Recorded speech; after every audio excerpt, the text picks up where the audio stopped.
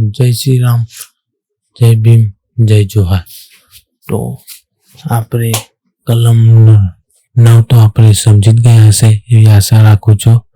તો આપણે અહીંયા કલમ 10 ની શરૂઆત કરી રહ્યા છે. કલમ 10 શું કહેવા માંગે છે તે. કલમ 10 કહે છે કે કેટલાક ગુનાઓ પૈકી એક ગુનાની જેને શિક્ષા કરવામાં આવે છે પણ તે શંકાસ્પદ હોય છે કે તેને કયા ગુના માટે સજા કરવી, તો તે બાબતે શું સજા કરવી તે ન્યાયાધીશ કઈ રીતે સજા કરે છે તે વિશે સમજાવવામાં આવ્યું છે.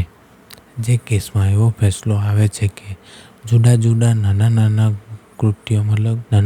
કૃત્યો ગુનો કર્યો હોય, જુદા જુદા ગુના કર્યા હોય અને તેને કયા ગુના માટે સજા કરવી એ વસ્તુ એ ફેસલો લેવામાં શંકાસ્પદ જણાતું હોય ત્યારે તે વ્યક્તિ જો વ્યાખ્યાઓ પ્રમાણે તેની જુદી જુદી સજા થતી હોય તો તે વ્યક્તિને તેમાં તે જુદા જુદા ગુનાઓમાંથી તેને જે નાનામાં નાની સજા થતી હોય તે ગુના માટે એને સજા કરવામાં આવે.